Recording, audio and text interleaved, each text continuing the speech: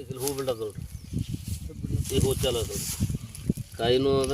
ಇದು 2 ಹೂ, ಇದು ಹೂನು. ಇದು ಒಂದು ಹೂ ಬಿಟ್ಟು ಹೂವಿನಿಂದ ಕಾಯಿ ಆಗೋಕ್ಕೆ ಸಮಯ ಎಷ್ಟು ತೊಗೊಳ್ತದೆ? ಇದು 30 ಡೇಸ್ ತೊಗೊತದೆ. 30 ಡೇಸ್. ಈ ಹೂದಲ್ಲ, ಇದು ಈಗ ಈ ಲೆವೆಲ್ ಬರ್ಬೇಕಾದ್ರೆ 30 ಡೇಸ್ ಬೇಕು. ಅಂದ್ರೆ ಈಗ ಮಾರ್ಚ್ 31ಕ್ಕೆ ಹಣ್ಣಾಗ್ಬಿಡ್ತದೆ. ಟ್ರ್ಯಾಪು ಅಲ್ಲೆಲ್ಲ ಟ್ರ್ಯಾಪ್ ನೋಡ್ರಿ. ಇದು 80%, ಈಗ ನಾವು 75% ಹಣ್ಣದ. ಇದು ನಾಳೆ ಹಣ್ಣು ಮಾರ್ಕೆಟ್ ಹೋಗಿಸ್ತಾರೆ ಪೂರ ರೆಡ್ ಆಗಿಬಿಡ್ತದೆ. ಅದ ಕಡೆ ನಾವು 70 to 80% ಇರುವಾಗಲೇ ನಾವು ಕಟ್ ಮಾಡ್ಬಿಡ್ತೀವಿ. ಮಾರ್ಕೆಟ್ ಹೋಗೋದು ಫುಲ್ ರೆಡ್ ಆಗ್ತದೆ, ಅದಕ್ಕೆ ಮಾರ್ಕೆಟಿಂದ ಡಿಮ್ಯಾಂಡ್ ಇರ್ತದೆ.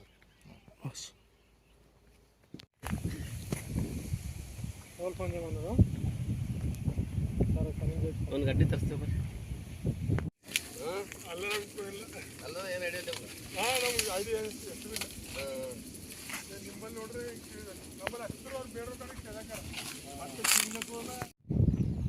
ಈಗ 1 ವರ್ಷ ಆಯ್ತು, ಇದು ಸೆಕೆಂಡ್ ಕ್ರಾಪ್ ಅದ. ಇದು ಎಲ್ಲ ಡ್ರಿಪ್ తోటే మంచిగా చేస్తున్నాం అనుకోండి. కాయలు బాగున్నాయి, సీట్ మంచిగా ఉంది.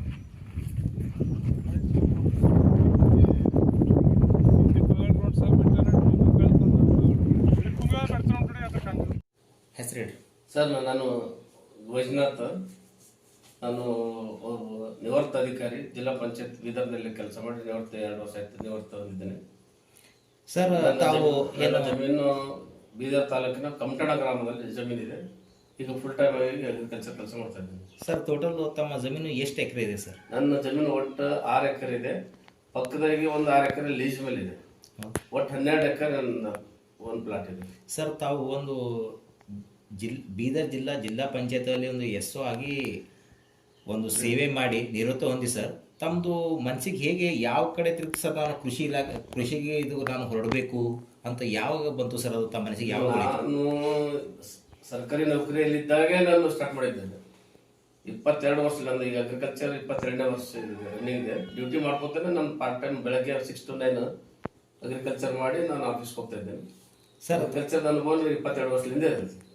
ತಮ್ಮ ಈ ಒಂದು ಹೊಲದಲ್ಲಿ ಸರ್ ಯಾವ್ಯಾವ ಥರದ ಹಣ್ಣುಗಳು ಇಲ್ಲಿ ಬೆಳೆಸ್ತಾರೆ ಸರ್ ತಾವು? ಇವಾಗ ನಮ್ಮ ಹತ್ರ ಮ್ಯಾಂಗೋ ಇದೆ, ವಾಟರ್ ಮಿಲನು, ಮಸ್ಕ್ ಮಿಲನು, ಆಮೇಲೆ ಈ ವೆಜಿಟೇಬಲ್ದಾಗ ನುಗ್ಗೆಕಾಯಿ ಇದೆ, ಟೊಮೊಟೊ ಇದೆ, ಹೀರೆಕಾಯಿ ಇದೆ. ಈ ವರ್ಷ ಫಸ್ಟ್ ಟೈಮ್ ಇದು ನಾವು ಒಂದು 1/2 ಎಕರೆ ಸ್ಟ್ರಾಬೆರಿ ಈ ವರ್ಷ ನಾನು ಸರ್ ಹೈದರಾಬಾದ್ ಕರ್ನಾಟಕ ಏರಿಯಾದಾಗ ಫಸ್ಟ್ ಟೈಮ್ ನಾನು ಸ್ಟ್ರಾಬೆರಿ ಹಾಕಿದ್ದೆ. ಸರ್, ಈಗ ಸ್ಟ್ರಾಬೆರಿದಲ್ಲಿ ಅದನ್ನು ಮೊದಲು ಅದು ಉಳಿಮೆ ನಾವು ಮಾಡಬೇಕು ಅಂದ್ರೆ ಮುಂಚೆ ಏನು ಮಾಡ್ಬೇಕು ಸರ್ ಅದ್ರ ಬಗ್ಗೆ? ಸ್ಟ್ರಾಬೆರಿ ಮಾಡಬೇಕಾದ್ರೆ ನಾವು ಜಿಂಜರ್ ಯಾವ ಥರ ನಾವು ಲ್ಯಾಂಡ್ ಪ್ರಿಪರೇಷನ್ ಮಾಡ್ತೀವಿ ಆ ಥರ ಜಿಂಜರ್ ಥರನೇ ನಮಗೆ ಸ್ಟ್ರಾಬೆರಿ ಜಮೀನು ತಯಾರು ಮಾಡಬೇಕಾಗ್ತದೆ. ಸರ್, ಇದು ಸ್ಟ್ರಾಬೆರಿ ಏನು ನೀವು ಏನು ಬೀಜ ಬಿತ್ತಿನ ಹತ್ರ ಆಗುತ್ತಾ ಸರ್? ಏನಾದ್ರು ಸಸಿ ಸಸಿ ನಡೀತದೆ. ನಾವು ಜಮ್ಕಂಡ್ ನಮ್ದು ಬೆಳಗಾವಿ ಡಿಸ್ಟ್ರಿಕ್ಟ್ದಾಗ ಅಭಿನಂದನ್ ಅಂತ ಒಬ್ಬ ಫಾರ್ಮರ್ ಬೆಳೆಸ್ತೀವಿ ನಾವು 3 ವರ್ಷದಿಂದ. ಅವನ ಮೂಲಕವಾಗಿ ನಾವು ಇಲ್ಲಿ ತರಿಸ್ಕೊಂಡಿದ್ದೀವಿ. ಸರ್, ಇವಾಗ ನೀವು ಸ್ಟ್ರಾಬೆರಿ ಬೆಳೆಸ್ತಾ ಇದ್ದೀರಿ ಸರ್ ಇಲ್ಲಿ ತಾವು? ಅದು ಎಷ್ಟು ತಿಂಗಳಿಗೆ ಅದು ತಿನ್ನಕ್ಕೆ ಬರುತ್ತೆ ಸರ್? ಯಾವಾಗ ಮಾರ್ಕೆಟ್ಗೆ ಹಾಕ್ತೀರಿ? ಅದು ಎಷ್ಟು ತಿಂಗಳ ನಂತರ, ಎಷ್ಟು ಜ್ಯೂಸ್? ಅದು ಪ್ಲಾಂಟೇಶನ್ ಮಾಡಿ 60 ಡೇಸಿಗೆ ಫ್ರೂಟ್ಸ್ ಚಾಲು ಆಗ್ಬಿಡ್ತಾರೆ. 60 ಡೇಸಿಗೆ ಅದಕ್ಕೆ ಪ್ಲಾಂಟೇಶನ್ ಅಕ್ಟೋಬರ್ ನವೆಂಬರ್ ಡಿಸೆಂಬರ್ ನಾವು ಕಟ್ಟಿಂಗ್. ಅಂದರೆ ಅದು ಪ್ಲಾಂಟೇಶನ್ ಆದ ನಂತರ ಸರ್ ಒಂದು 3 ತಿಂಗಳ ನಂತರ ನೀವು ಅದು ಮಾರ್ಕೆಟ್ 2 ತಿಂಗಳಿಗೆ ಸರ್. ಅದಕ್ಕೆ ಯಾವ್ಯಾವ ತರಹದ ಒಂದು ಔಷಧಿ ತಾವು ಅದಕ್ಕೆ ಉಪಯೋಗಿಸ್ತೀರಾ ಸರ್? ನಾವು ಸ್ಟ್ರಾಬೆರಿ ಕಂಪ್ಲೀಟ್ ಆರ್ಗಾನಿಕ್ ಮಾಡಿರ್ತೀವಿ ರೀ. ಅದಕ್ಕೆ ಹೆಚ್ಚಿಗೆ ಆರ್ಗಾನಿಕ್ ಮಾಡ್ಬೇಕಾಗ್ತದೆ. ನಾವು ಸ್ಟಾರ್ಟಿಂಗ್ ತಿಪ್ಪೆ ಗೊಬ್ಬರು, ಆಮೇಲೆ ಆರ್ಗಾನಿಕ್ ಎಲ್ಲ ಕಂಪೋಸ್ಟ್ಗಳು ಕೆಲವು ಸಿಗ್ತಾವೆ, ಮತ್ತು ನೀಮ್ ಆಯಿಲು, ಬಯದಾಗ ಎಲ್ಲ ನಾವು ಸ್ಪ್ರೇ ಮಾಡ್ತೀವಿ. ಸರ್, ಇವಾಗ ತಾವೇನು 1/2 ಎಕರೆಯಲ್ಲಿ ಸ್ಟ್ರಾಬೆರಿ ಬೆಳೆಸ್ತಾ ಇದ್ದೀರಿ, ಅದು 2 ತಿಂಗಳ ನಂತರ ಅದು ಮಾರ್ಕೆಟ್ಗೆ ಬರುತ್ತೆ. ಅದರ ಆದಾಯ ಎಷ್ಟು ಬರುತ್ತೆ ಸರ್? ಒಂದು 1/2 ಎಕರೆಯಲ್ಲಿ ತಾವೇನು ಸ್ಟ್ರಾಬೆರಿ ಬೆಳೆಸಿದ್ದೀರಿ, 1/2 ಎಕರೆಗೆ ಒಟ್ಟು 3 ಲಕ್ಷ ಖರ್ಚು ಬರುತ್ತೆ ಸರ್? ಅಷ್ಟು ಟೋಟಲ್ ಖರ್ಚು ಅಂದ್ರೆ ನಾವು ಕಟಿಂಗ್ ತನಕ 3 ಲಕ್ಷ ಖರ್ಚು ಬರ್ತದೆ. ಅದ್ರ ಆದಾಯ ಸರ್ ಈಗ ನೋಡ್ರಿ, ನಮ್ಗೆ ಡಿಸೆಂಬರ್ ಸ್ಟಾರ್ಟ್ ಆಗಿದೆ. ಡಿಸೆಂಬರ್, ಜನವರಿ, ಫೆಬ್ರವರಿ 3 ತಿಂಗಳು ಆಲ್ರೆಡಿ ಆಗಿದೆ. ಈಗ ನಮ್ಮ ಖರ್ಚು ಎಲ್ಲ ಇನ್ವೆಸ್ಟ್ಮೆಂಟ್ ಹೋಗಿ 2 ಲಕ್ಷ ನಮ್ಗೆ ಬಂದ್ಬಿಟ್ಟಿದೆ. ಈಗ ಹೌದೇನು ಸರ್? ಈಗ ಇನ್ನೂ 1 ತಿಂಗಳು ನಮ್ಗೆ ಬರ್ತದೆ. ಈಗ ಇನ್ನೂ ಒಂದು ತಿಂಗಳು ಎಷ್ಟು ಬರ್ತದೆ ಅದ್ರ ಮೇಲೆ ಡಿಪೆಂಡ್ ಆಗ್ತದೆ ನಮಗೆ ಎಷ್ಟು ಆಗ್ತದೆ. ಸರ್ ಈಗ ಮತ್ತೆ ಬೇರೆ ಇಲ್ಲಿ ತರಕಾರಿಯಲ್ಲಿ ಸಹ ಒಂದು ಏನು ನುಗ್ಗೆಕಾಯಿನೂ ಇಲ್ಲಿ ಎಷ್ಟು ಗಿಡಗಳಿದೆ ಸರ್ ನುಗ್ಗೆಕಾಯಿದು? ಈ 450 ಗಿಡ ಇರುತ್ತೆ. ಸರ್ ಮಿನಿಮಮ್ ಒಂದು 450 ಅದ್ರ ಎಷ್ಟು ಎಕರೆಲ್ಲಿ ಹಾಕಿದ್ದೀರಾ ಸರ್ ಅದು? ನಾವು ಒಂದೇ ಕರ 1 ಎಕರ್ ಅಂದರೆ ಸರ್ ಒಂದು ಗಿಡ, ಒಂದು ನುಗ್ಗೆಕಾಯಿ ಗಿಡ ಅದು ಎಷ್ಟು ತಿಂಗಳಾಗಿ ಎಷ್ಟು ವರ್ಷಕ್ಕೆ ನಿಮ್ಗೆ ಕೆಲಸ ಕೊಡುತ್ತೆ ಸರ್? ಒಂದು ವರ್ಷದಾಗ 2 ಕಟಿಂಗ್ ಬರ್ತದೆ. 2 ಕಟಿಂಗ್ ಬರುತ್ತೆ ಸರ್. ಅಂದಾಜು ಸರ್ ಒಂದು ಗಿಡ ಎಷ್ಟು ಮಟ್ಟಿಗೆ ಅದು ಒಂದು ಕಾಯಿ ಕೊಡುತ್ತೆ ಸರ್ ಅದು? ಒಂದು ಗಿಡ 1 ಕ್ವಿಂಟಲ್ ಕೊಡ್ದು ಅಂತ ಹೇಳ್ತಾರೆ. ಈಗ ನಮ್ಮ ಸೆಕೆಂಡ್ ಕಟಿಂಗ್ ಅದ, ಈಗ ಭಾಳಷ್ಟು ನೋಡಿದ್ರಲ್ಲ ಈಗ ಕಂಪ್ಲೀಟ್ ಹಾರ್ವೆಸ್ಟ್ ಆಗಿದ್ಮೇಲೆ ನಮ್ಗೆ ಗೊತ್ತಾಗ್ತದೆ ಎಷ್ಟು ಒಂದು ಗಿಡ ಎಷ್ಟು ಕೊಟ್ಟದ ಅಂತ. ಇವಾಗ ತಮ್ಮ ಹೊಲದಲ್ಲಿ ಸರ್ ತರಬೂಜು ಸಹ ನಾವು ನೋಡಿದ್ದೀವಿ. ಅದು ಎಷ್ಟು ಎಕರೆಲ್ಲಿ ಹಾಕಿದೀವಿ ಸರ್? ಅದ್ರ ಆದಾಯ ಎಷ್ಟು ಬರುತ್ತೆ ಸರ್? ಇವಾಗಂತೂ ಸೀಸನ್ ಚಾಲಾಗಿದೆ ಸರ್. 2.5 ಎಕರ್ ನಮ್ಮದು ವಾಟರ್ ಮೆಲನ್ ಇರುತ್ತೆ. ಎಕರ್ಕ್ಕೆ 1 ಲಕ್ಷ ಎಲ್ಲ ಮೈನಸ್ ಆಗಿ 1 ಲಕ್ಷ ಪ್ರಾಫಿಟ್. ಈ ವರ್ಷ ರೇಟ್ ಎಲ್ಲ ಹೆಚ್ಚಿಗೆ ಇರಲಿಲ್ಲ, ಹೀಗಾಗಿ 1 ಲಕ್ಷ ಎಕರ್ಕ್ಕೆ 1 ಲಕ್ಷ ರೂಪಾಯಿ ಪ್ರಾಫಿಟ್ ಆಗಿದೆ.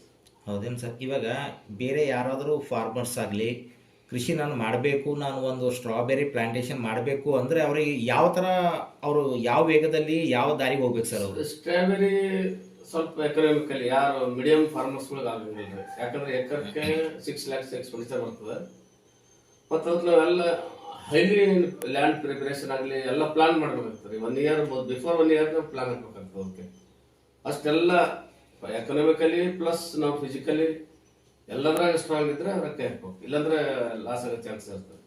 ಅವ ಸುಮಾರು 2 ವರ್ಷದಿಂದ ನಾನು ಸ್ಟಡಿ ಹಾಕ್ಬೇಕಂದ್ರೆ 2 ವರ್ಷದಿಂದ ಸ್ಟಡಿ ಮಾಡಿದ್ದೆ ಎಲ್ಲ ಕಡೆ, ಅಲ್ಲಿ ಎಲ್ಲೆಲ್ಲಿ ಸರಿಯಾಗಿ ಪರವಾಗಿ ಬೆಳಿತಾರೆ ಅಲ್ಲಿ ಹೋಗಿ ಸ್ಟಡಿ ಮಾಡಿಕೊಂಡು ಲ್ಯಾಂಡ್ ಪ್ರಿಪರೇಷನ್ ಯಾವ ಥರ ಮಾಡಬೇಕು, ಫರ್ಟಿಲೈಸರ್ ಯಾವ ಥರ ಕೊಡಬೇಕು ಎಲ್ಲ ಸ್ಟಡಿ ಮಾಡಿಕೊಂಡು ನಾವು ಫಸ್ಟ್ ಟೈಮ್ ಒಂದು 1/2 ಎಕರ್ಲಿಂದ ನಾವು ಹಾಕಿದೆವು. ಇವಾಗ ನಾವು ಒಳ್ಳೆ ಇಳ್ಳು ಬರ್ತದೆ. Bidar climatic best climatic for strawberry crop. Sir ತಾವು ಇದ್ರ ಬಗ್ಗೆ ಏನು ತರಬೇತಿ ಅದ್ರ ಬಗ್ಗೆ ನಾಲೆಜ್ ತಗೋಬೇಕಲ್ಲ, ಯಾವ ಕಡೆ ಹೋಗಿ ಅದ್ರ ಬಗ್ಗೆ ನಾಲೆಜ್ ತಗೊಂಡಿದ್ದೀರಾ ಸರ್? ನಾನು ಅಲ್ಲಿ ಜಮಖಂಡಿಗೆ ಅವ್ರ ಫಾರ್ಮರ್ ಯಾರು ಬೆಳೀತಾರಲ್ಲ ಅವ್ರ ಹತ್ರನೇ ಹೋಗಿ 1-2 ದಿವಸ ಅಲ್ಲೇ ಅವ್ರ ಹತ್ರ ಉಳ್ಕೊಂಡು ಫುಲ್ ಸ್ಟಡಿ ಮಾಡಿ ಬಂದು ನಾನು ತಿಳ್ಕೊಂಡೆ. ಇವಾಗ ಸರ್ ತಮ್ಮ ಏನು ಇದು ಫಾರ್ಮ್ ಇದೆ, ಹೊಲದಲ್ಲಿ ಎಷ್ಟು ಜನ ಕೂಲಿ ಕಾರ್ಮಿಕರ ಕೆಲಸ? ಕೂಲಿ ಕಾರ್ಮಿಕರಿಗೆ 1 ವರ್ಷದಿಂದ ಈಗ ನಮ್ಮ ಹುಡುಗ ಒಬ್ಬ ಇಂಜಿನಿಯರಿಂಗ್ ಪಾಸ್ ಆಗಿ ಅವನೇ ಫುಲ್ ನೋಡ್ತಿದ್ದಾನೆ. ನಾವು ಗೈಡ್ ಮಾಡ್ತೀನಿ. ನಾವು ಇಬ್ಬರಾಗಿ ಹಿಡಿದು 3 ಗಂಡ ಆಳುಗಳು ನಮ್ಮ ಹತ್ರ ಪರ್ಮನೆಂಟ್ ಇದ್ದಾರೆ. 10 ಹೆಣ್ಮಕ್ಳು ನಾವು 1 ವರ್ಷದಿಂದ ಕಂಟಿನ್ಯೂ ಕೆಲಸ ಮಾಡ್ತಿದ್ದಾರೆ.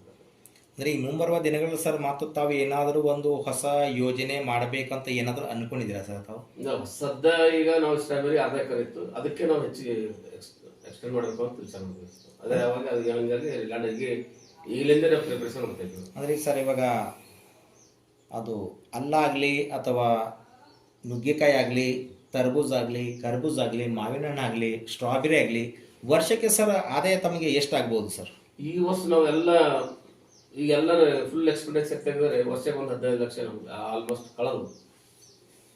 ನನ್ನ ಟೋಟಲ್ ಎಕ್ಸ್ಪೆಂಡಿಚರ್ ಮೈನಸ್ ಮಾಡಿದ್ರೆ ಒಂದು 15 ಲಕ್ಷ ವರ್ಷಕ್ಕೆ ಬರ್ತಾ ಇರುತ್ತೆ ಈ ವರ್ಷದ ಕ್ಯಾಲ್ಕುಲೇಷನ್. ಈಗ ಮುಂದೆ ಇನ್ನೂ ಸ್ವಲ್ಪ ಹೆಚ್ಚಿಗೆ ಮಾಡ್ಬೇಕಂತ ನೋಡ್ಬೇಕು. ಈಗ 15 ಲಕ್ಷ ನಾವೇನು ಸ್ಯಾಟಿಸ್ಫೈ ಇಲ್ಲ. ನಾವು 15 ಲಕ್ಷಕ್ಕೆ ನಾವು ಮಿಸ್ಟೇಕ್ ಆಗಿ ಎಲ್ಲ ವ್ಯತ್ಯಾಸ ಆಗ್ತದೆ ಅನ್ನೋದು ನಾವು ಅದ್ರಾಗೆ ಸರ್ಚ್ ಮಾಡ್ತಾ ಇದ್ದೇವೆ. ಈಗ ಸರ್ ತಮ್ಮ ಹೊಲದಲ್ಲಿ ಜಿಂಜರ್ ಅಂದ್ರೆ ಅಲ್ಲ ಎಷ್ಟು ಮಟ್ಟ ಎಷ್ಟು ಎಕರೆದಲ್ಲಿ ಹಾಕಿದ್ದೀರಾ ಸರ್? ಅದ್ರ ಈ ವರ್ಷ ನಾವು 22 ವರ್ಷದಿಂದ ನಾನು ಜಿಂಜರ್ ಬೆಳೆಸ್ತಾ ಇದ್ದೇನೆ. ನನ್ನ ಮೇಜರ್ ಕ್ರಾಪೇ ಅಲ್ಲ ರೀ ಜಿಂಜರ್. ಈಗ ಹೆಚ್ಚಿಗೆ ಕಾಮರ್ಷಿಯಲ್ ಕ್ರಾಪ್ ದುಡ್ಡು ಮಾಡೋದು ಹೆಚ್ಚಿಗೆ ಅಲ್ಲ ಅದ. ಈ ವರ್ಷ ಏನೋ ರೇಟ್ ಕಡಿಮೆ ಇದೆ. Last year before last year ಭಾಳಷ್ಟು ಇರ್ತಿದ್ದು. 1 ಎಕರ್ಗೆ 10ರಿಂದ 15 ಲಕ್ಷ ಪ್ರಾಫಿಟ್ ಆಗಿದೆ. ಈಗ ಕ್ರಾಪ್ ಇದೆ. ಈಗ ಮೇಜರ್ ಕ್ರಾಪ್ ನಮ್ದು ಅಲ್ಲ. ಈ ವರ್ಷ 3 ಎಕರ್ ಇದೆ. ನಾವು ಪ್ರತಿ ವರ್ಷ ಎಕರಿಗೆ ಒಂದು 130ರಿಂದ 40 ಕ್ವಿಂಟಲ್ ಪರ್ ಎಕರೆ ಬರ್ತಿದ್ರಿ. ನಾವು ಈ ವರ್ಷ 200x ಮಾಡಲಿ ಕ್ಯಾಲ್ಕುಲೇಟ್ ಇಟ್ಟಿದ್ದೇವೆ. ನಾವು ಆ ಥರ ಬೆಳೆಸ್ಬೇಕಂತ ಟೆಕ್ನಾಲಜಿ ಚೇಂಜ್ ಮಾಡಿದ್ದೀವಿ. ಹಿಂಗಾಗಿ ನಾವು ಎಲ್ಲ ರೈತರಿಗೆ ನಾವು ಎಲ್ಲ ಯಾರಾದರೂ ಒಳ್ಳೆ ಫಾರ್ಮರ್ ಇದ್ರೆ ಎಲ್ಲ ಬೆಳೆಸ್ಬೋದು. ನಮ್ಮ ಡಿಸ್ಟಿಕ್ಕಿಗೆ ಸೂಟೇಬಲ್ ಕ್ಲೈಮೇಟಿಕ್ ಇದೆ, ಒಳ್ಳೆ ನೀರು, ಕೆಂಪು ಭೂಮಿಗೆ ನೇಚರ್ ಅಂದರೆ ಎಲ್ಲ ಬೆಳೆಸ್ಬೋದು. ಯಾಕಂದ್ರೆ ಒಬ್ಬರಿಗೆ ಅನುಭವ ಇರಲ್ಲ ಸರ್, ಅವ್ರ ಹತ್ರ ಏನು ಭೂಮಿ ಇರುತ್ತೆ, ಬಟ್ ಅಂತ ಒಬ್ಬರು ಎಷ್ಟೋ ಜನ ರೈತರಿದ್ದಾರೆ, ಅವರಿಗೆ ಅದರ ಬಗ್ಗೆ ಮಾಹಿತಿ ಇರಲ್ಲ ಸರ್. ಅಂಥವ್ರು ಏನಾದರೂ ರೈತರು ತಮ್ಮ ಕಡೆ ಬಂದ್ರೆ ತಾವು ಮಾಹಿತಿ 100% ಯಾರ ರೈತರು ಯಂಗ್ಸ್ಟರ್ಗಳು ಅನ್ಎಜುಕೇಟೆಡ್ ಆಗಲಿ ಅಥವಾ ವೆಲ್ ಎಜುಕೇಟೆಡ್ ಆಗಿ ಜಾಬ್ ಸಿಗಲಾರ್ದಂಥ ಅನ್ಎಂಪ್ಲಾಯ್ಡ್ ಸ್ಟೂಡೆಂಟ್ಗಳು ಅಂತ ನನ್ನ ಹತ್ರ ಬಂದು 100% ಅವರಿಗೆ ನನ್ನ ಎಕ್ಸ್ಪೀರಿಯನ್ಸ್ ಅವರಿಗೆ ಶೇರ್ ಮಾಡ್ತೀನಿ. ಅವ್ರ ಹೊಲಕ್ಕೆ ಹೋಗಿ ನಾನು ಅವ್ರ ಲ್ಯಾಂಡ್ ಪ್ರಿಪರೇಷನ್ ಆಗಲಿ ಮತ್ತು ಅವರು ಮಾರ್ಕೆಟ್ ಕೊಡೋದಾಗಲಿ, ಅವರು ಪ್ಲಾಂಟೇಶನ್ ಯಾವ ಥರ ಮಾಡಬೇಕು, ನಾನು ಸ್ವಂತ ನನ್ನ ಖರ್ಚಿನಲ್ಲಿ ನಾವು ಹೋಗಿ ನಾನು ಯಾರೇ ರೈತರು ಅವ್ರಿಗೆ ಖಂಡಿತವಾಗಿ ನಾನು ಹೆಲ್ಪ್ ಮಾಡ್ತೀನಿ. ಈಗ ರೈತರದ್ದು ಏನೋ ಸಮಸ್ಯೆ ಅದ ಸರ್, ಎಷ್ಟೋ ಜನ ಉಳಿಮೆ ಮಾಡ್ತಾರೆ, ಏನೋ ಹಾನಿಯಾಗಿದೆ, ನನಗೆ ಲಾಭ ಆಗಿದೆ, ಹಿಂಗೆ ಎಷ್ಟೋ ಜನ ಹಾನಿಯಾಗಿದ್ದಾರೆ ಅಂದ್ರೆ ಫಾರ್ಮ್ ಮಾಡೋದೇ ಬಿಟ್ಬಿಡ್ತಾರೆ ಸರ್. ಅಂಥವ್ರಿಗೆ ತಾವು ಏನು ಹೇಳಕ್ಕೆ ಬಯಸ್ತೀರಾ ಸರ್? ಇಲ್ಲ ಹಂಗೆ ಅಗ್ರಿಕಲ್ಚರ್ದಾಗ ನಿರ್ವಾಸ ಪ್ರಶ್ನೆ ಬರಬಾರ್ದು. ಯಾಕಂದ್ರೆ ನಿರ್ವಾಸ ಎಲ್ಲರೂ ನಿರ್ವಾಸ ಆದರೆ ಅಗ್ರಿಕಲ್ಚರ್ ಉಳಿಗಲ್ಲೇ ಇರೋಂಗಿಲ್ಲ. ಯಾಕಂದ್ರೆ ನಮ್ಮ ದೇಶ 80% ಅಗ್ರಿಕಲ್ಚರ್ಲಿಂದ. ಈಗ ಎಷ್ಟು ಸಾಫ್ಟ್ವೇರ್ ಮುಂದೆ ಹೋದ್ರು ಮತ್ತೆ 80% ಡಿಪೆಂಡ್ ಎಲ್ಲ ಜನರು ಅದ್ರ ಮೇಲೆ ಡಿಪೆಂಡ್ ಇದೆ, ಅಗ್ರಿಕಲ್ಚರ್ ಮೇಲೆ. ಮಾಡಲೇಬೇಕು ಅಗ್ರಿಕಲ್ಚರ್. ಒಂದೊಂದ್ಸಲ ಲಾಸ್ ಆಗ್ತದೆ, ಒಂದ್ಸಲ ಪ್ರಾಫಿಟ್ ಆಗ್ತದೆ. ಬಟ್ ಯಾವಾಗಲೂ ಒಂದೇ ಸಲ ಲಾಸ್ ಆಗ್ತದೆ, ಬಟ್ 2 ಸಲ ಲಾಸ್ ಆಗೋದಿಲ್ಲ. 2 ಸಲ ಪ್ರಾಫಿಟ್ ಇರ್ತದೆ, ಒಂದ್ಸಲ ಲಾಸ್ ಇರ್ತದೆ. ನಾವು ಒಂದು ಬೆಳೆ ಸ್ವಲ್ಪ ನಾವು ಬಹು ಬೆಳೆಗಳು ಹಾಕೋದು ಬೆಸ್ಟ್. ಮಲ್ಟಿ ಬೆಳೆ ಹಾಕೋದು ಒಂದಿಲ್ಲ ಒಂದು ಲಾಸ್ ಆಗ್ತದೆ, ಒಂದರ ಪ್ರಾಫಿಟ್ ಆಗ್ತದೆ. ಒಟ್ಟಿನಲ್ಲಿ ರೈತರು ನಿರ್ವಾಸ ಆಗೋ ಪ್ರಶ್ನೆ ಬೇಡ. ಯಾಕಂದ್ರೆ ಇವತ್ತು ನಮ್ಗೆ ಕೈ ಕೊಟ್ಟರೆ ಮುಂದಿನ ವರ್ಷ ನಮಗೆ ಪ್ರಾಫಿಟ್ ಮಾಡ್ತದೆ, ಭಾಳ ಪ್ರಾಫಿಟ್ ಮಾಡ್ತದೆ. ನಮ್ಗೆ ಒಂದೊಂದು ಬೆಳೆ ಹಿಂಗೆ ಬರ್ತದೆ, ಒಂದು 5 ವರ್ಷ ನಮ್ಗೆ ಎಷ್ಟು ಏರುಪೇರು ಆದ್ರೂ ನಾವು ಮೇಂಟೈನ್ ಮಾಡ್ತಕ್ಕಂಥದ್ದು ಜಮೀನು ನಮ್ಗೆ ಲ್ಯಾಂಡ್ ಕೊಡ್ತದೆ. ಈಗೆಲ್ಲ ಜಿಂಜರ್ ಇದೆ, ನಂದೇ ತೋಟ ಒಂದು ಜಿಂಜರ್ ಇದೆ, 1 ಎಕರ್ಗೆ 20 ಲಕ್ಷ ಬಂದ್ಬಿಟ್ಟದ. ನಾವು 4 ವರ್ಷ ನಾವು ಹೆಚ್ಚು ಕಡಿಮೆ ಆದ್ರೆ ನಾವು ಕವರ್ ಮಾಡ್ಬೇಕು. ಹಂಗಾರೆ ನಾವು ರೈತರು ಆಸೆನೇ ಇಟ್ಕೊಳ್ಬೇಕು, ಬಟ್ ನಿರಾಸೆ ಯಾವತ್ತೂ ಇಟ್ಕೊಳ್ಬಾರ್ದು ನಾವು. ಯಾಕಂದ್ರೆ ನಾವು ಜಮೀನಲ್ಲಿ ಎಷ್ಟು ಕೆಲಸ ಮಾಡಿದ್ರೆ ಅಷ್ಟು ಕೊಡ್ಬೋದು. ಈಗ ನೀವು ಪ್ರತಿಯೊಂದು ಬಿಸ್ನೆಸ್ ನಾವು ಕಂಪ್ಯಾರಿಸನ್ ಮಾಡಿದ್ರೆ, ಯಾವುದೇ ಒಂದು ಬಿಸ್ನೆಸ್ ಅಲ್ಲಿ ತೆಗಿಬೇಕಂತ ಹೋದ್ರೆ ಅಷ್ಟು ಬರಲ್ಲ. ಬಟ್ ಈ ಜಮೀನಲ್ಲಿ ನಾವು ಎಷ್ಟು ತೆಗಿಬೇಕು ಅಂದ್ರೆ ಅಷ್ಟು ಬಂದ್ಬಿಡ್ತದೆ. ನೀವು ಎಷ್ಟು ತೆಗೆದ್ರೆ ಅಷ್ಟು ಕೊಡ್ತದೆ, ನಾವು ಎಷ್ಟು ದುಡಿದ್ರೆ ಅಷ್ಟು ಕೊಡ್ತದೆ. ಅದ್ರಾಗ ನಾವು ಅದ್ ಕಡೆ ನಾವು ಇದಕ್ಕೆ ಆಶಾಭಾವನೆ ಇಡ್ಬೇಕು. ಇದಕ್ಕೆ ನಾಳೆ ಬರ್ತದೆ, ಮತ್ತೆ ನಾಳೆ ಬರ್ತದೆ, ರೇಟ್ ಮುಂದಿನ ವರ್ಷ ರೇಟ್ ಸಿಗ್ತದೆ, ಎಳ್ಳು ಮುಂದಿನ ವರ್ಷ ಹೆಚ್ಚಿಗೆ ಬರ್ತದೆ. ಒಟ್ಟು ಆಶಾಭಾವನೆಯಿಂದ ಯಾವ ರೈತರು ನಿರ್ವಾಸ ಆಗೋದು, ಯಾರು ಆತ್ಮಹತ್ಯೆ ಆಗಲಿ ಅದೋ ಆಗಲಿ ಖಂಡಿತವಾಗಿ ಅದಕ್ಕೆ ಮಾಡಬಾರ್ದು ನಂದು ಒಂದು ಅನಿಸಿಕೆ.